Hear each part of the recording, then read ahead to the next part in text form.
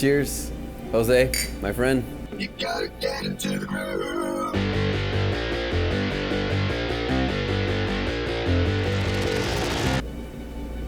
So thank you for letting me be here Thank you. at your restaurant, your family restaurant. Yeah, this is so cool, Seth. I'm excited, nervous, but yeah, definitely want to tell you a little about my story. I would love to hear. A lot of things in life make me nervous, and I think that nervousness turns into positive energy and helps me. So I think that's a good thing, so you're in a good place, man.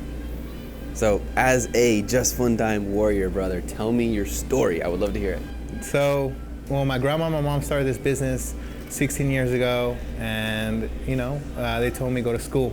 They didn't want me to be part of the business, and I didn't want to be part of the business, Yeah. I wanted to be a professional. I wanted to be a dentist. So I did everything I could to continue school. And try to stay away. Yeah. And it wasn't until I actually got my bachelor's that I came one summer and I told my mom, hey, I'm going to be here for one summer. And then I saw, the need for service. Mm-hmm. It's not so much of, people walking in and eating, but we were lacking service, and that was a big part. Customers were leaving bad reviews, and I was like, how? My mom loves this place, but I saw that people were coming in for a paycheck. I came in, stayed for one summer, ended up staying for 5. So, and one thing that I saw, the people that come eat here, they're just regular people, like me, you, like everybody else, but they're business people. Yeah. And that's what got me really intrigued with entrepreneurship. Yeah. So I started, building rapport with my customers, getting to know them, and serving them more than anything. It wasn't of like, hey, give me your money. It was more of like, hey, you're back. Right. John, Kayla, anybody that would come. Remember their names. Remember their building names. a connection. They come back. You remember them. It wasn't so much that I was like prying on my customers, but it was just building rapport because like I've mentioned it to you that, and it's something that you taught me, customer service. I remember you when you were sending the product inserts and all that. I started buying cars and putting it in the bags of the tacos. Like, I hey, love come it. back. That's yeah. awesome. So, I took a lot of your... So you took e-commerce training as a Just One Dime member and you applied it to brick and mortar. Yeah. That's fascinating. And it worked, because people weren't expecting that. Right. And no one else is probably doing it at that level. Yeah, the people were expecting salt packets, a salsa, and maybe a dirty napkin. Just throw in a handful, a whole bunch of salsa, and you pull the burrito out, and it falls everywhere, and it's all over the table. Which one's the green and the red? I know what you're talking about. And then they would see a card there and be like, oh. This is personal. This is unique. Yeah. Thanks for coming. Yeah. Come back, and if you can leave us a review. If not, hey, just come back, and we have this special, and I'll take 10% off. Right. And they appreciate that. And then the more they came, the more I knew about them, and that's where YouTube University, I guess. Where I, Just One Dime YouTube. Yeah. Finding you, and a lot of other people, but I got stuck to you because of the way you were, and it's like it was so real. So I followed it, even though like at first it wasn't so much of e-commerce, but then I ended up seeing like, wait, like this is kind of like my mom's, and I started like, oh, let me try it, and it worked. Yeah. And once it was working, I was like, well then let me get into e-commerce. Yeah. So I want to understand this. When you first went to YouTube, what did you search? Before you knew who I was, what was it? What was driving you to go to YouTube? Were you trying to figure out better customer service for this place? Yeah, it was entrepreneurship, building businesses, growing businesses, and and everything had to lead to if you give the customer what they want, they'll give you totally. What You want. invest in people. Yeah. They invest in you, and that changes lives. Yeah, it's not so much of like have the best thing, push things down their throat. It's you give them what they want. Solve the problem. Yeah. And I was solving a problem that I would read competitor reviews, which I learned from you. You go through your competitors, you see. You did this on like Yelp and Google. Google. For the other brick and mortar competing restaurants to this cafe. Yeah, I would stay around This is too funny. like a cool little, a small little radius, because I was like, there's no need for me to like, compete go with way the south across side. town or all the way to Austin. Yeah. So luckily we have, a good amount of competitors here. Read their reviews, and it was the same thing. Like, they don't speak English that good, or poor customer service. They take too long. No attention. It's so cold. temperature, communication, eye contact, being personal. Like my mind is like putting these into little categories in my brain as you say these right now. Yeah, and it was just like, wow, like it's so simple. Like, why can't I just do it? And I did. And it was just by, taking that, what you said, read their reviews and see what they're asking for. Yeah. And it worked out. See, I think this touches on something so powerful, and this is what I never expected when I first became an entrepreneur. It is so holistic. So you learn one thing, like you mentioned, studying your competitors' critical reviews, and it makes you think about the customer and what they need.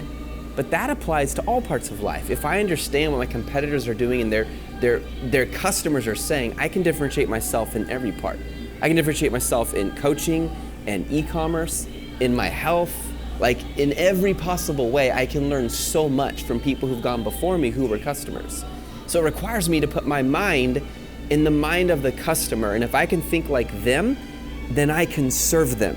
And if I serve them, that's an investment. And when I focus on that, all of a sudden, the money starts to take care of itself. And I think people forget that. They get so focused on, I gotta have the money. Wait a minute. How about you just start with people, the most wonderful thing in the world, yes, the most heartbreaking, and just focus on loving them and serving and helping them, and then see the results come. And you're seeing that happen here, which I find fascinating. And one thing that I didn't focus so much on the money, like, I gotta increase revenue. Right. And then it was weird because, one funny little hack that I don't even know exactly where, but it's an easy way to double your money is to get one customer coming back twice. So it was like, and that's even more than double if you think about it, because there was probably some cost associated with getting them here and more work the first time to get them to come back. Once the trust is built, it's easier and easier. See what I mean? Yeah, and then, they would come twice. Instead of them coming once a week, they would come twice a week. And it was good for me because I would get to know them more. Right. It was more personal. Yeah. And then they would bring their family, and then I met their family, and then they liked my mom's cooking, and they liked me. And you know what they like to order. Or do you like that same chicken or whatever again? Yeah. And the power of learning somebody's name really goes a long way, and I've learned that. And I always try to connect dots to who they are and what they do, and that goes a long way. And it's it's like I guess just building it at an Amazon, just getting to know your customers or your niche, and that was another thing that I took from you too. Niching down is where the rich is, that saying the riches are in the niches. Yeah.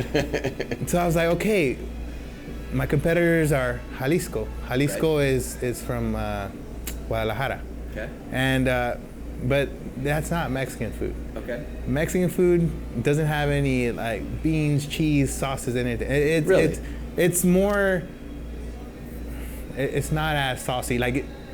How do I explain it? We don't drench our food with cheeses and sauces and overflow our dishes in Mexico. We eat a little bit of. So that was one thing. I wanted to niche it down to Tex-Mex, and really embrace the culture of Tex-Mex. Everybody down the street puts authentic Mexican food, 100% authentic. They say that, yeah. But then when people go in, it's not what they're getting. Exactly. Yeah. So I embraced, the brick, the wood, the metal. Yeah. That's something that's a big part of us Texans. Yeah. And I avoided arches. They came over here I could put some arches. I'm like, no arches. Why no arches? Because every Mexican restaurant wants to have arches. It's true, man. Like an hacienda. Almost every single one, you see the arch. Yeah. Dude, we're not in Mexico. We're serving our people. Right. Our Tejano. It's a blend of Tex-Mex. I understand. Yeah. What I tell my customers is I want it to be the place where your grandma comes and eat, and she remembers eating with her mom.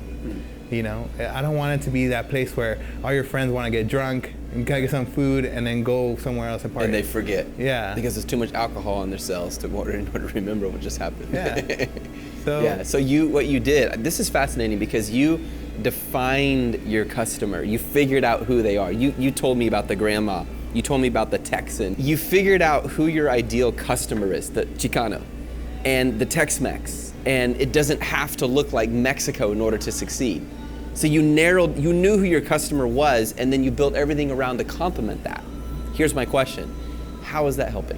What's happening? Are you guys making more money? Are things going better? Are more people coming in? How has it helped you?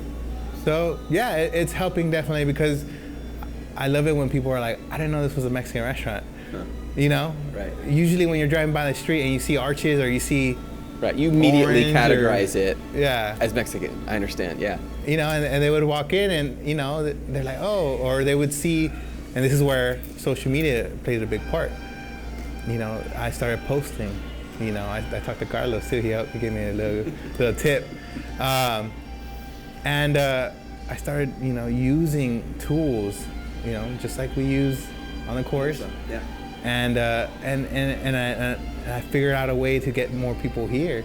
Yeah. You know, every Google review, I would use it as, even if it was a horrible review, even if it like really like pissed me off, Yeah, because I know the feeling. but it made me better. Yeah. You know, I've like, for example, like that big old like thermos over there. Yeah. People were always complaining, your coffee is too cold. The fans, they're chit-chatting, taking their time. Yeah. And then by the time they put the cold milk, it's freezing cold. Yeah. So that thing keeps it hot and it like burns their tongue. But it was through reviews. It was just people putting like, everything's good, but it's cold coffee. Right. You know, I want to ask you something. Something you mentioned earlier today. You said, Seth, a lot of people are scared that everything on Amazon is saturated. And then you said, the same problem is with restaurants here in San Antonio, and there's probably 10 more coming in. How have you not allowed saturation to defeat what you were doing and give your mom a chance to create a 6-figure income, which is awesome? Here in the restaurant business, where over 95% of the people who do it fail. Yeah. How do you do it? You know, there's over 5,000 restaurants in San Antonio. And in bigger cities, there's even more. 5,000 total? No, over 5,000. Oh, over 5,000, okay. Yeah, restaurants, anything, you know, all different kinds. You know, when I went down to the city, when I was pulling my permits, I was just talking to the people. There's over like 300 businesses, whether it could be a contractor, a painter, handyman, restaurant. There's over 300 300 businesses being created every day, city San Antonio. Oh my goodness. So I was like, wow, like we're saturated. This line of business is saturated. I've heard people say that about Amazon. Yeah, and I was like, really? Like, you know, my mom's doing good. Right. Like I've mentioned this to you, knowing my customer, niching down, figuring out what I'm good at. Yes, and then leveraging the heck out of that instead of trying to be everything to everybody. Yeah. I love it. Yeah. It's awesome, man. Yeah. I have an idea for you. So everything you've done to create the atmosphere and a place where people are served and loved, and it's not your typical Mexican restaurant, it's a cafe that serves Tex-Mex. All those changes, you have to get all of them on social media. Like every day you're posting something on Instagram or Facebook and saying, look, check this out, or look at this, and showing those features and then connecting with people. So in other words, you start developing a reputation as Reggio's Cafe in San Antonio. They actually serve the best Tex-Mex, and when you walk away, they will remember your name the next time you come in. So you want that to start becoming online, because you have it in the neighborhood, and you mentioned you started doing the online stuff, but every day, if you can get someone to post and share, even run a competition here for people who come and say, look, there's like a little card or something. Hey, if you post with this hashtag Reggio's Cafe and you do this, you might win, I don't know, like a free dinner or something. And then when they do win the free dinner, you post that as well. What happens is it'll start generating online excitement, and as a result, you're gonna find more people coming here. Because guess what I did when I got here to San Antonio? One of the first things I did, get on my phone, I go to Google Maps, and guess what I did, man? I'm searching food to eat. You see, like people do it. They're looking and they'll go to Google Maps to find it. And I'm assuming you're on Google Maps, right? Yeah. Good. Yeah. So that's a great place to start. Yeah. So yeah, definitely I'm gonna start doing that. It's awesome, man.